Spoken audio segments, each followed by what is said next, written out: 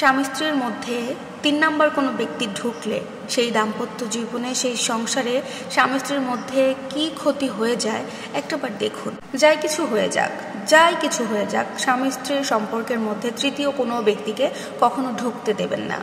কারণ তৃতীয় কোনো ব্যক্তিকে ঢুকালে যে কি একটা ক্ষতি হয়ে যায় তাদের মধ্যে, সেরকমই একটা গল্প আজকে আপনাদের সাথে আমি শেয়ার করছি। মেয়েটার তার পছন্দের মানুষের সাথেই বিয়ে হয়, অনেক ভালোভাবে তাদের সংসার জীবন যাচ্ছিল। মেয়েটার বিয়ের পরে যে হাজবেন্ডের চাকরি কিন্তু 6 মাস পর্যন্ত ছিল না, কিন্তু মেয়েটা তার বড় ভাইয়ের সাথে কথা বলে তার হাজবেন্ডের ভালো একটা জায়গায় চাকরি দিয়ে নেয়। বেশ ভালোভাবেই কিন্তু তাদের জীবনটা যাচ্ছিল। আর এর মধ্যে মেয়েটা নিজেও একটা চাকরি খুঁজে চাকরি করা শুরু করে। বেশ সুখে শান্তিতে তারা ছিল, কিন্তু তাদের সুখের সংসারে একটা সমস্যা ছিল যে তাদের বাচ্চা কাচ্চা হচ্ছিল না। মেয়েটা অনেক ট্রাই করছিল, কিন্তু কোনোভাবে সে কনসিভ করতে পারছিল না। এটার জন্য মেয়েটা অনেক ডাক্তার দেখিয়েছে, অনেক কবিরাজ দেখিয়েছে, অনেক কিছু করেছে, যে যা বলেছে সেটাই করেছে, কিন্তু কোনোভাবে সে কনসিভ করতে পারছে না। পরবর্তীতে একটা ডাক্তার তাকে অপারেশন করতে বলে এবং সেই অপারেশনটা করায়। আর এর কিছুদিন পরে জানা যায় যে সে মা হতে যাচ্ছে, মানে সে কনসিভ করে নিয়েছে। সবাই খুব খুশি হয় এটার জন্য। ভাবুন যে 13 বছর সংসার জীবনে এসে সে মা হতে যাচ্ছে, এর থেকে তাদের মধ্যে খুশি তো আর কিছু থাকতে পারে না, তাই না? সেই হিসেবে মেয়েটাও অনেক খুশি ছিল, তার স্বামীও অনেক খুশি ছিল। আল্লাহর কি রহমত, আলহামদুলিল্লাহ, মেয়েটা একসাথে যমজ 2টা ছেলে সন্তানের জন্ম দেয়। অনেক সুখে ছিল তারা, আলহামদুলিল্লাহ। এখন একটা সংসারে কিন্তু শ্বশুর শাশুড়ি, মা বাবা, হাজব্যান্ড ওয়াইফ মিলে থাকলে একটু কথা কাটাকাটি হয়, এটা স্বাভাবিক, প্রত্যেকটা সংসারের কিন্তু হয়। থেকে কিন্তু বড় একটা সমস্যার তৈরি হয় না। এখন তাদের এই সুখের সংসারে মাঝখান থেকে ঢুকে পড়লো একটা মেয়ে। সেই মেয়েটাকে অবশ্য ওই মেয়েটার স্বামী নিয়ে আসছিল। যে মেয়েটা ছিল একটু ডিভোর্সি, সে কাপড়ের একটা ব্যবসা করতো। তো ওই মেয়েটার হাজব্যান্ড বলল যে তুমি মাঝে মাঝে ওই মেয়েটার কাছ থেকে কাপড় চোপড় কিনো, তাহলে তার কিছু হেল্প হবে। ওনার স্বামী নাই, উনি একজন ডিভোর্সি মেয়ে, তাহলে উনি বেশ একটা স্বাবলম্বী হতে পারবে, তুমি নিলা, অন্য কেউ নিল, এভাবে স্ত্রীকে বুঝালো ছেলেটা। তো হাজব্যান্ডের কথা শুনে মেয়েটা ওই মেয়েটার কাছ থেকে কাপড় চোপড় কিনতো, ভালোই কেনাকাটা করতো।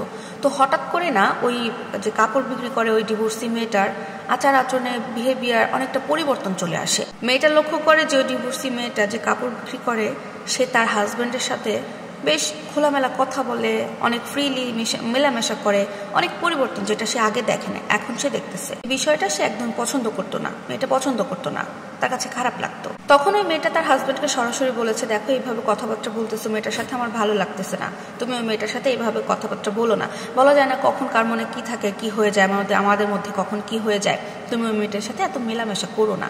তখন ওর হাজব্যান্ড ওর কথা শুনে হেসে বিষয়টা উড়াই দিছে। কিন্তু পরবর্তীতে কিছুদিন পরে তাদের জীবনে একটা কালো ছায়া চলে আসে। আস্তে আস্তে হাজব্যান্ড তার স্ত্রীর উপরে, ওই মেয়েটার উপরে ছোটখাটো বিষয়ে অনেক ক্ষেপে যেত, অনেক রাগারাগি করতো। আগের মতো তাকে আর টেক কেয়ার করতো না। অনেক কিছু পরিবর্তন হয়ে যায় তার হাজব্যান্ডের মধ্যে। শেষ পর্যন্ত মেয়েটাকে হাত উঠানো শুরু করে। কিন্তু ওই সময়টাতে তাদের সংসার জীবনটা আরো সুখের হওয়ার কথা ছিল। 13 বছর পর বাচ্চা হয়েছে।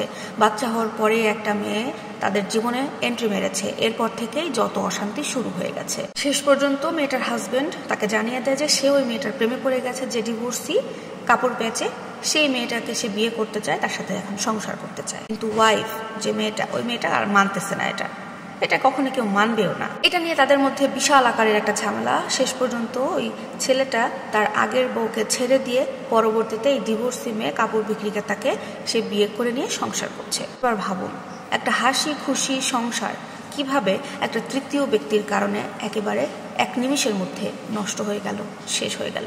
তাই বলছি আমার ভাই এবং বোনেরা, আপনাদের সংসার জীবনে কখনো ভুল করে তৃতীয় কোনো ব্যক্তিকে ঢোকাবেন না। সংসার জীবনে সুখে থাকবেন। আর যদি ভুল করেও কোনো তৃতীয় ব্যক্তিকে সংসার জীবনে ঢুকিয়ে ফেলেন, তাহলে আপনার সংসার ভেঙে যাবে, একদম নষ্ট করে ফেলবে সে। কথাটা মনে রাখবেন।